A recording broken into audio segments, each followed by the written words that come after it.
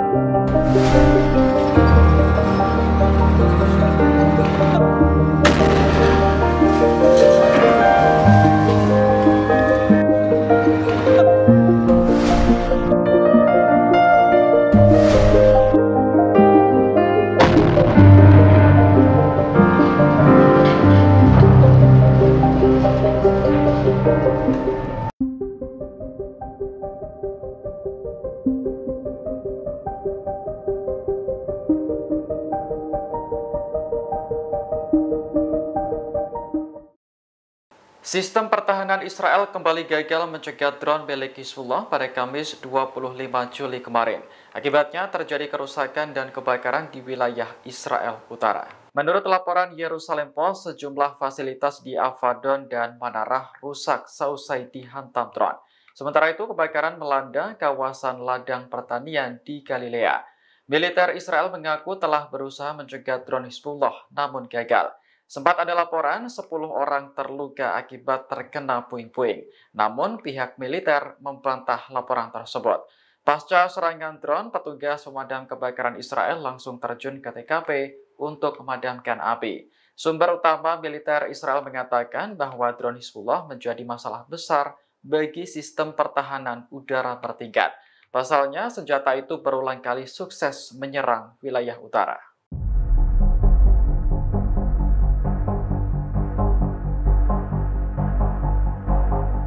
Wakil Presiden Amerika Serikat Kamala Harris bertemu dengan Perdana Menteri Israel Benjamin Netanyahu pada Kamis 25 Juli kemarin. Dalam pertemuan itu, Harris meminta Netanyahu untuk mencapai kesepakatan damai. Harris mengaku sangat khawatir dengan banyaknya korban sipil akibat perang di jalur Gaza. Oleh karena itu, Israel perlu menyepakati gencatan senjata agar penderitaan rakyat berkurang. Harris dengan nada tegas juga mengungkapkan bahwa sekarang sudah saatnya perang berakhir. Ia pun berjanji tak akan tinggal diam melihat rakyat Gaza terus menderita.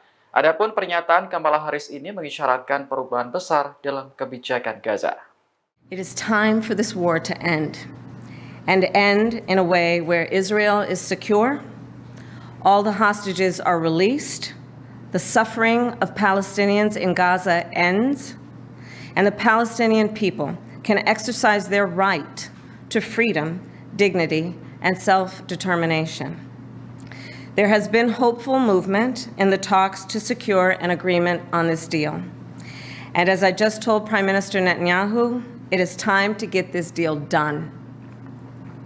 So to everyone who has been calling for a ceasefire, and to everyone who yearns for peace, allow ourselves to become numb to the suffering, and I will not be silent.